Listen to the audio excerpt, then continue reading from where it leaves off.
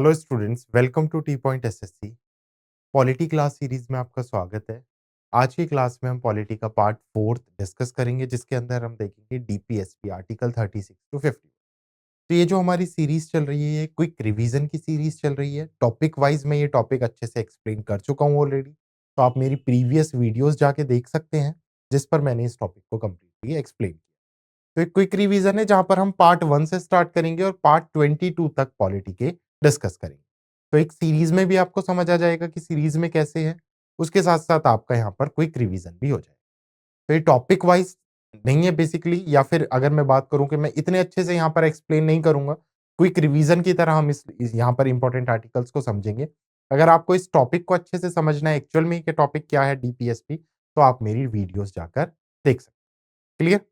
तो चलो शुरू करते हैं आपका आज का session, part 4 of Indian constitution, article 36 to 50।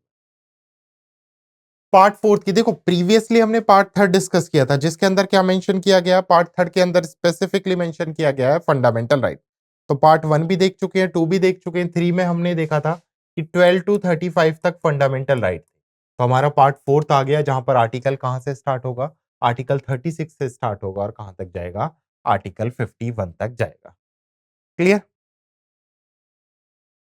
तो शुरू करेंगे directive principle of state policy article 36 के साथ। आर्टिकल 36 यहां पर लिख रहा है डेफिनेशन, किसकी डेफिनेशन, स्टेट की डेफिनेशन। अब देखो, आप आर्टिकल अगर 38 को देखो तो यहां पर दिया हुआ है state to secure a social order for promotion of the welfare of the people. मतलब स्टेट को क्या करना पड़ेगा, सोशल ऑर्डर सिक्योर करना पड़ेगा, ताकि वेलफेयर ऑफ द पीपल यानी जनहित के लिए काम किया जा सके। तो यहाँ पे स्टेट का मतलब क्या है? क्या स्टेट का मतलब सिर्फ ये काम राज्य सरकार करेगी? क्या केंद्र सरकार के लिए कोई डीपीएसपी नहीं है? तो बेसिकली यहाँ पर बात कर रहे हैं हम आर्टिकल 36 में, कि एक्सप्लेन किया गया है कि जहां-जहां डीपीएसपी में हम स्टेट वर्ड को देखेंगे, उस स्टेट का मतलब होगा स्टेट गवर्नमेंट, सेंट्रल गवर्नमेंट, कोई भी कॉन्स्टिट्यूशनल बॉडी और कोई भी ऐसी गवर्नमेंट जिसको, या कोई भी ऐसी अथॉरिटी जिसको फंड मिल रहा है गवर्नमेंट से, ये सब स्टेट का मतलब होगा। तो स्टेट का मतलब सिर्फ राज्य से नहीं है, स्टेट का मतलब किस-किस चीज़ से है? स्टेट का मतलब सेंट्रल गवर्नमेंट से, स्टेट का मतलब स्टेट गवर्नमेंट से, कॉन्स्टिट्यूशनल बॉडी से, और स्टेट का मतलब कोई भी ऐसी ऑर्गेनाइजेशन से है जो गवर्नमेंट के थ्रू फंडेड है, यानी जिसको सरकार क्या करती है, फंड प्रोवाइड करती है। क्लियर? बताओ यहाँ तक क्लियर है? आर्टिकल 36? ओके। अच्छा, डीपीएसपी की मैं बात करूँ, एक क्विक लाइन में मैं इसकी डेफिनेशन की बात करूँ, तो वो प्रिंसिपल जो अब हर स्टेट को, हर कंट्री को फॉलो करने चाहिए अपने नागरिकों के लिए, ताकि एक आइडियल सोसाइटी फॉर्म की जा सके। जैसे फंडामेंटल ड्यूटीज होते हैं ना, जो हमारे कर्तव्य होते हैं अपने देश के लिए, वो क्या कहलाते हैं, फंडामेंटल ड्यूटीज। देश के भी तो हमारे लिए कर्तव्य होंगे। देश को हमारे लिए अच्छी फैसिलिटीज प्रोवाइड करनी चाहिए, transport facilities, health facilities, road facilities. तो ये क्या है, ये वो प्रिंसिपल्स हैं जो स्टेट को यानी कंट्री को प्रोवाइड करने चाहिए, किसको, अपने सिटीजन्स के लिए। क्लियर?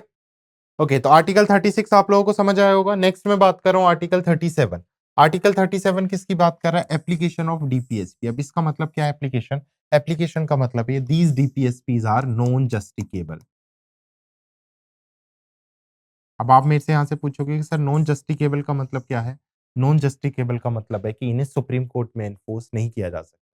अगर सरकार, ये सरकार का कर्तव्य हो सकता है, बट आप फोर्स नहीं कर सकते कि सरकार ने ऐसा नहीं किया, तो सरकार क्या करेगी, बेसिकली हम उसके खिलाफ कोर्ट में इसे चैलेंज करेंगे।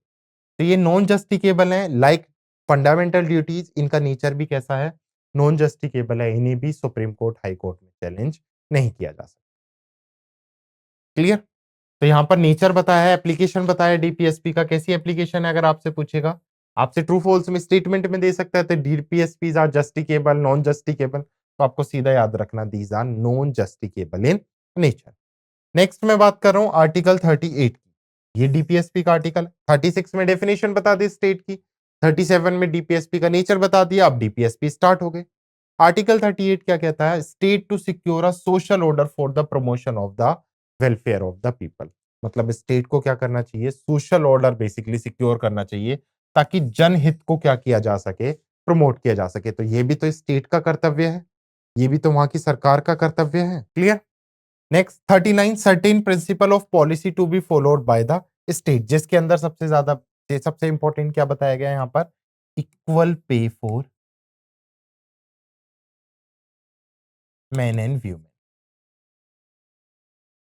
इक्वल पे की यहां पर बात कर रहा है।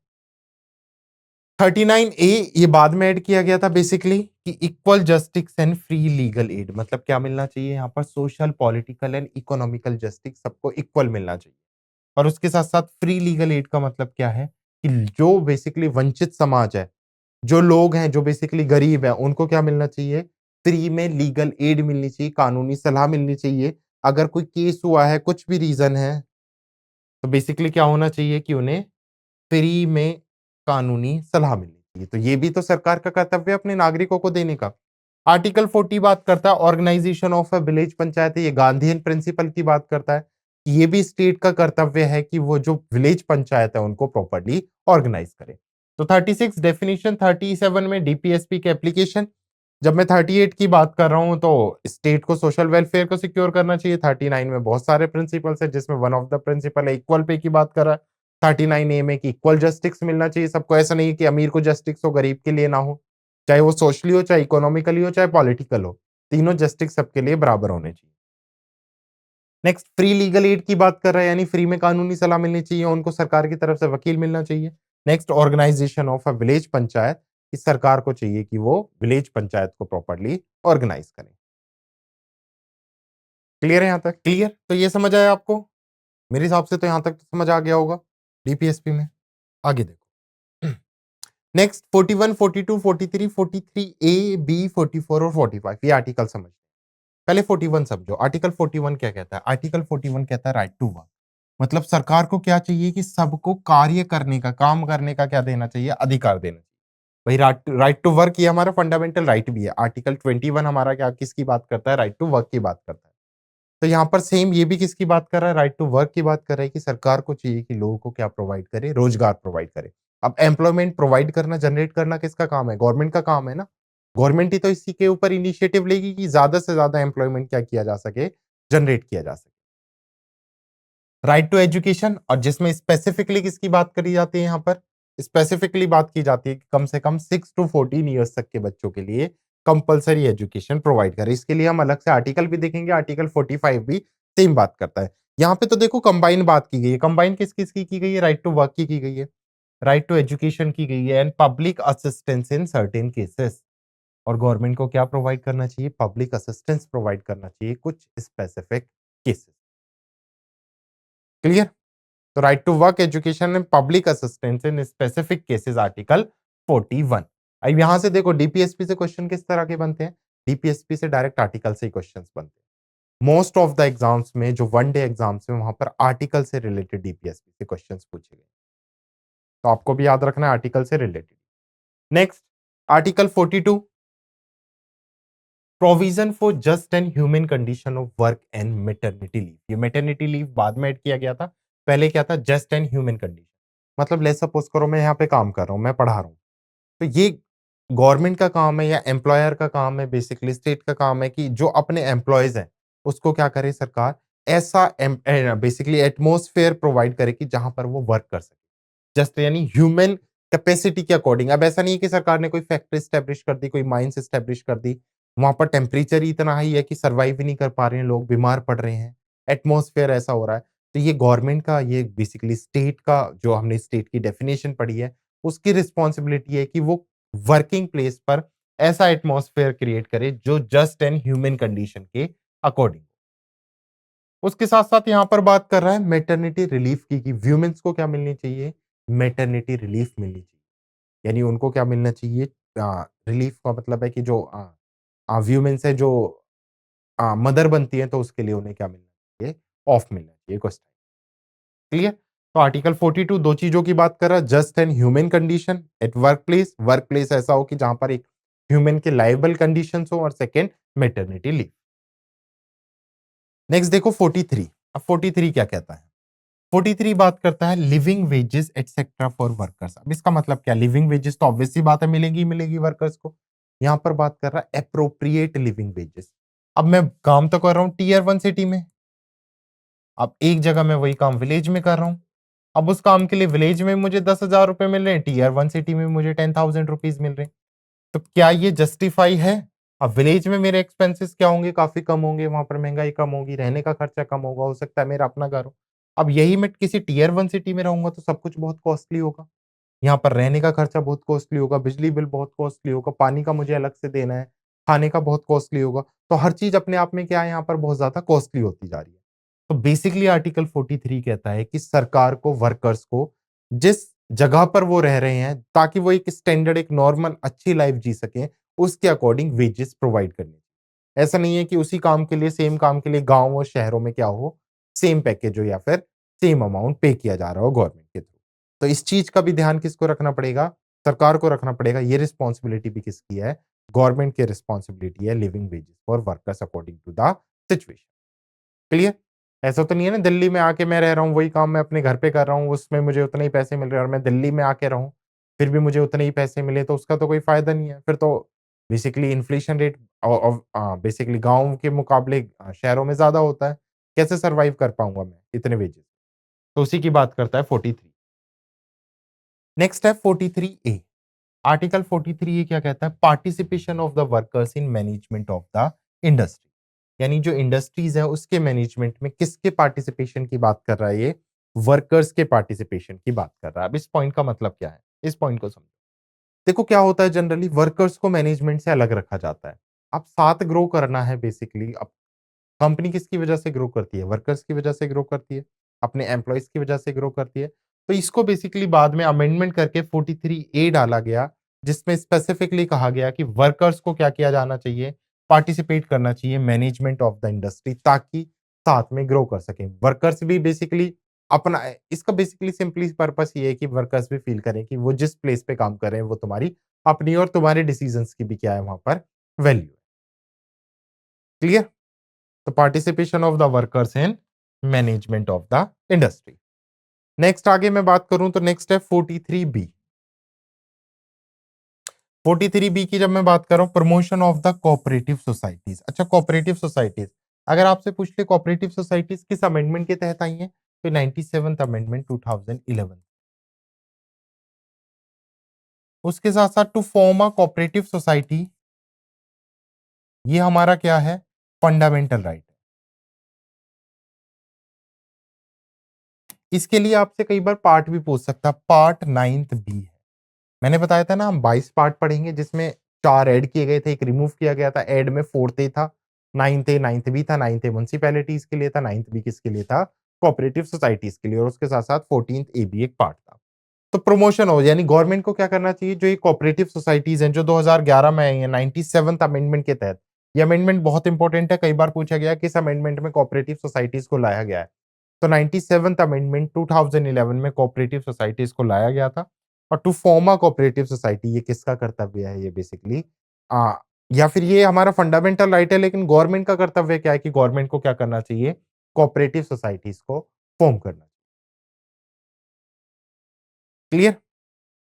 उसके बाद आ जाओ 44th मोस्ट इंपोर्टेंट आर्टिकल है यूनिफॉर्म सिविल कोड यानी सभी के लिए एक समान धर्म कानून। अब क्या होता है हिंदू अपने अकॉर्डिंग बेसिकली धर्म के कानून के अकॉर्डिंग, मुस्लिम शरिया लॉ के अकॉर्डिंग, क्रिश्चियंस अलग, तो सबके लिए अलग-अलग है। तो इसी के लिए यूनिफॉर्म सिविल कोड होना चाहिए, सरकार को यूनिफॉर्म सिविल कोड को प्रमोट करना चाहिए। सिर्फ एक ही जगह है जहाँ पर यूनिफॉर्म सिविल कोड है गोवा। अभी आपने देखा होगा कि पार्लियामेंट में इसके ऊपर बहस भी चली। पार्लियामेंट अभी क्या लेके आ रही है? यूनिफॉर्म सिविल कोड लेके आ रही है और इसके ऊपर काफ़ी चर्चाएँ भी चल रही हैं कॉन्स्टिट्यूशन। क्लियर? तो आप आए दिन न्यूज़ में देखते होंगे कि यूनिफॉर्म सिविल कोड के लिए पार्लियामेंट में बिल आया है।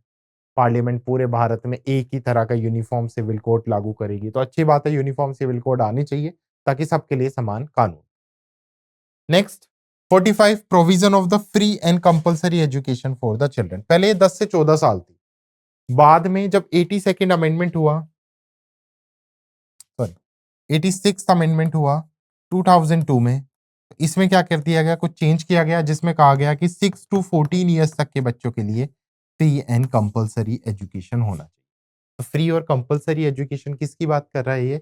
यहाँ पर बात कर रहा है 6 टू 14 ईयर्स तक के बच्चों के लिए। किस अमेंडमेंट के तहत ये आया था? 86 पहले यहाँ पे 10 टू 14। तो मतलब सरकार को कम से कम फ्री और कंपल्सरी एजुकेशन प्रोवाइड करनी चाहिए 6 से 14 साल तक के बच्चों के लिए। तो ये किसका कर्तव्य है? ये गवर्नमेंट का कर्तव्य है। तो 41 में right to work, education, public assistant, 42 में promotion for just and human condition of work और मैटरनिटी लीव, 43 में living wages etcetera for workers, 43 है participation of the workers in the management of industry, 43 B promotion of cooperative societies की बात करता है जिन्हें 2011 में लाया गया था, 44 यूनिफॉर्म सिविल कोड की बात करता है और 45 बात करता है provision for free and compulsory education for children. Clear? Okay, आगे बढ़ते हैं अब। नेक्स्ट देखो, नेक्स्ट है हमारे 46, 47, 48, 49, 50 और 51। ये 6 आर्टिकल्स हैं, ये लास्ट हमें 6 आर्टिकल्स और पढ़ने और इनको समझना है। उसके बाद ये टॉपिक आज का हमारा क्या हो जाएगा? कंप्लीट हो जाएगा। तो एक-एक करके समझते हैं। सबसे पहले आर्टिकल देखो 46। क्या कहता है आर्टिकल 46? आर्टिकल 46 कहता है promotion of education in economical interest of scheduled caste, scheduled tribes and OBC. ये पॉइंट समझो। Promotion of educational and economical interest of scheduled caste, scheduled tribes and OBC. इसका मतलब है कि आर्टिकल 46 के तहत सरकार को क्या करना चाहिए? जो शेड्यूल कास्ट, शेड्यूल ट्राइब्स और अदर बैकवर्ड क्लासेस हैं, उनके इकोनॉमिक इंटरेस्ट को और उसके साथ-साथ उनकी एजुकेशन को भी प्रमोट करना चाहिए। मतलब जो पिछड़े वर्ग से बिलॉन्ग करते हैं, चाहे वो डिप्रेस्ड क्लास हो, चाहे अदर बैकवर्ड क्लासेस हो, सरकार को उन्हें ऊपर उठाने के लिए लगातार कदम बढ़ाने, उनके एजुकेशन के लिए सरकार को काम करना चाहिए, उनके इकोनॉमिकल स्टेटस को आगे बढ़ाने के लिए सरकार को कुछ ना कुछ कदम उठाने चाहिए। तो ये बात करता है आर्टिकल 46, तो promotion of educational and economical interest of scheduled caste, scheduled tribes and OBC. Next article 47। Article 47 देखो एक बार। बेसिकली आर्टिकल 47 क्या कहता है कि ये स्टेट का कर्तव्य है। स्टेट का मतलब कोई सेंट्रल गवर्नमेंट, स्टेट गवर्नमेंट की जो न्यूट्रिशन लेवल है लोगों का उसको बढ़ाए। आपने देखा होगा ना आंगनवाड़ी प्रोग्राम्स चलते हैं जहाँ पर जो कुपोषण है, जो माल न्यूट्रिशन है उसको कम करने के लिए बच्चों में बहुत सारे खाने के प्रोजेक्ट्स चलाए जाते हैं। उसके अंदर खाना प्रोवाइड किया जाता है। मिलेट सरकार ने 2023 को millet of the year declare किया था, आपने सुना होगा। तो मिलेट्स को सरकार बहुत प्रमोट करती है। क्यों? ताकि लोगों के बीच में न्यूट्रिशन लेवल को बढ़ाया जा सके, लोगों की हेल्थ को सुधारा जा सके, पब्लिक हेल्थ में क्या हो? इंक्रीमेंट हो। तो यही बात कर रहा है ड्यूटी ऑफ द स्टेट, मतलब किसका कर्तव्य है, किसकी ड्यूटी है ये? स्टेट की ड्यूटी है ये to raise the level of nutrition, यानी लेवल ऑफ न्यूट्रिशन क्या करे सरकार? बढ़ाए। न्यूट्रिशन जितना ज़्यादा बढ़ेगा उतने ज़्यादा हेल्थी लोग होंगे, इकोनॉमी क्या होगी? उतनी ज़्यादा स्ट्रांग होगी किसी भी कंट्री की। And to standard of living, और लोगों के स्टैंडर्ड ऑफ लिविंग को भी सरकार को क्या करना चाहिए? बढ़ाना चाहिए। And to promote public health, और उसके साथ-साथ सरकार को क्या प्रमोट करना चाहिए? स्टेट को क्या प्रमोट करना चाहिए? पब्लिक हेल्थ को भी प्रमोट करना चाहिए। क्लियर? तो आर्टिकल 47 समझ आया? 47 duty of the state to raise the level of nutrition and standard of living and improve public health. तो आपसे बात करें कि क्या नाम है, किस आर्टिकल में पब्लिक हेल्थ या लेवल ऑफ न्यूट्रिशन या स्टैंडर्ड ऑफ लिविंग की बात होती है? तो आर्टिकल 47 में। नेक्स्ट है 48। 48 अगर आप देखोगे तो 2 चीज़ों की बात कर रहा है। एक तो कृषि की, आपको पता है भारत कैसा देश है? कृषि प्रधान देश है। और उसके साथ-साथ थर्ड बात करता है यहाँ पर एनिमल हस्बेंड्री की। एनिमल हस्बेंड मतलब पशुपालन की। तो आर्टिकल 48 कहता है कि ये भी सरकार का कर्तव्य है कि सरकार को एग्रीकल्चर को ऑर्गेनाइज करना चाहिए, फार्मर्स को प्रमोट करना चाहिए। आपने सुना होगा ना priority sector in lending, Bharat में क्या है? 8 प्रायोरिटी सेक्टर हैं जिसमें मेन प्रायोरिटी सेक्टर लैंडिंग के मामले में क्या है? एग्रीकल्चर है। Already central government, state governments agriculture के प्रमोशन के लिए बहुत काम करती हैं। आपने सुने भी होंगे बहुत सारे बैंक्स भी एस्टेब्लिश किए गए हैं जैसे आरआरबीज़ वगैरह हैं जो रीजनल रूरल बैंक है जो रूरल एरिया में डेवलपमेंट के लिए काम करते हैं। गवर्नमेंट बहुत सारे प्रोविजंस भी प्रोवाइड करती है एग्रीकल्चर को लेकर। तो ये गवर्नमेंट की रिस्पॉन्सिबिलिटी है, डीपीएसपी का पार्ट है अंडर आर्टिकल 48 कि गवर्नमेंट को क्या करना चाहिए? एग्रीकल्चर को ऑर्गेनाइज करना चाहिए क्योंकि primary source of our GDP is agriculture. और उसके साथ-साथ जो पशुपालन है उसको भी सरकार को क्या करना चाहिए? बढ़ावा देना चाहिए। तो एनिमल हस्बेंड्री को भी सरकार को बढ़ावा देना चाहिए। तो organisation of agriculture and animal husbandry. Okay. Next देखो आर्टिकल 49। आर्टिकल 49 क्या कहता है? आर्टिकल 49 कहता है कि सरकार को मॉन्यूमेंट्स को प्रोटेक्ट करना चाहिए। अब देखो ये एक ऐसा फंडामेंटल राइट है जो हमारे फंडामेंटल ड्यूटीज। जब हम फंडामेंटल ड्यूटीज पढ़ते हैं तो उसमें पढ़ते हैं ना कि ये हमारा भी तो मौलिक कर्तव्य है कि हम अपने मॉन्यूमेंट्स को, अपनी धरोहरों को, जो हमारी रिच हेरिटेज साइट्स हैं उनको हम क्या करें? अच्छे से प्रोटेक्ट करें। तो हमारे साथ-साथ सरकार को भी कदम उठाने पड़ेंगे। ऐसा तो है नहीं सिर्फ ह्यूमन प्रोटेक्ट करेंगे। हम अपने लेवल पे प्रोटेक्ट करेंगे, गवर्नमेंट अपने लेवल पे प्रोटेक्ट करेगी। तो आर्टिकल 49 यही बात करता है protection of monument and places and objection of the natural importance. तो उन मॉन्यूमेंट्स को प्रोटेक्शन मिलनी चाहिए उन प्लॉसेस को बेसिकली ऑन प्लेसेस को प्रोटेक्शन मिलनी चाहिए and objection of natural importance जो बेसिकली हमारे नेचुरल इंपॉर्टेंस के लिए काफी जरूरी। क्लियर? बताओ आर्टिकल 49 क्लियर है? नेक्स्ट आ जाओ आर्टिकल 50। आर्टिकल 50 क्या कहता है? जुडिशरी और एग्जीक्यूटिव को सेपरेट रखा जाए। जुडिशरी एग्जीक्यूटिव जब एक साथ आ जाएंगे तो करप्शन सबसे ज्यादा बढ़ जाएगा। क्यों? अगर एग्जीक्यूटिव कुछ ऐसा काम करती है तो जुडिशरी ही है जो उसे रोक सकती है। अब दोनों ही साथ आ जाएंगे तो करप्शन बहुत ज्यादा बढ़ जाएगा। तो इसलिए यहाँ पे बात की गई है क्योंकि जुडिशरी हमारी इंडिपेंडेंट बॉडी है, वो किसी के अधीन कार्य नहीं कर सकती, काम नहीं कर सकती। इसलिए जुडिशरी को किससे सेपरेट रखा जाएगा? एग्जीक्यूटिव से या एग्जीक्यूटिव से सेपरेट रखा जाए आर्टिकल 50। और लास्ट आर्टिकल है हमारा आर्टिकल 51 जो बात करता है promotion of international peace and security की। तो जो अंतर्राष्ट्रीय शांति है और उसके साथ-साथ जो इंटरनेशनल सिक्योरिटी है, उसकी बात कर रहा है क्या? आर्टिकल 51। मतलब जो पार्लियामेंट है उसको समय-समय पर ऐसे कानून बनाने चाहिए, ऐसे लॉ बनाने चाहिए ताकि इंटरनेशनल पीस एंड सिक्योरिटी को क्या किया जा सके? मेंटेन किया जा सके, इंटरनेशनल पीस एंड सिक्योरिटी को ज़्यादा बढ़ाया जा सके। बताओ क्लियर है? समझ आया हमारा यहाँ पर ये कौन-सा पार्ट है? पार्ट 4th है जिसमें हम डीपीएसपी की बात करते हैं और पार्ट 4th हमारा क्या हो गया? क्लियर हो गया। तो क्या-क्या देख लिया हमने पार्ट 4th में आर्टिकल 36 से 51 तक जितने इंपोर्टेंट आर्टिकल्स बने थे वो देख लिए। क्विक रिवीजन किया इनमें से भी मैं इंपोर्टेंट आर्टिकल्स की बात करूँ तो सबसे पहले तो आर्टिकल 36 है डेफिनिशन ऑफ स्टेट। इस बार एसएससी में पूछा गया है कि डीपीएसपी के किस आर्टिकल में स्टेट की डेफिनिशन दी गई है? तो 36 के अंदर। उसके साथ-साथ यहाँ पर बात करता है equal justice and free legal aid most important article है। आर्टिकल 40 भी काफ़ी इंपोर्टेंट है organisation of a village panchayat जहाँ पर विलेज पंचायतें ये ऑर्गेनाइजेशन की बात हो रही है। उसके साथ-साथ नेक्स्ट मैं बात करूँ 43 एंड 44। 44 तो सबसे इंपॉर्टेंट है, ये तो मैंने बता दिया यूनिफॉर्म सिविल कोड। 43 भी काफ़ी इंपॉर्टेंट आर्टिकल है जिसमें लिविंग वेजेस की बात कर रहा है। उसके साथ-साथ 45 भी इंपॉर्टेंट आर्टिकल है जहाँ पर फ्री एंड कंपल्सरी एजुकेशन की बात हो रही है। नेक्स्ट प्रमोशन ऑफ एससी-एसटी 47 भी काफ़ी इंपॉर्टेंट है, 48 भी काफ़ी इंपॉर्टेंट है और उसके साथ-साथ आर्टिकल 51 भी काफ़ी इंपॉर्टेंट है। कई बार पूछा गया है, किस आर्टिकल के तहत पार्लियामेंट के पास पावर है कि वो या फिर देश को या बेसिकली स्टेट को क्या करना चाहिए इंटरनेशनल पीस एंड सिक्योरिटी को वर्ल्ड में मेंटेन करना। क्लियर? तो ये था हमारा पार्ट 4। तो हम 1 से 4 तक पार्ट इन 4 क्लासेस में कवर कर चुके हैं।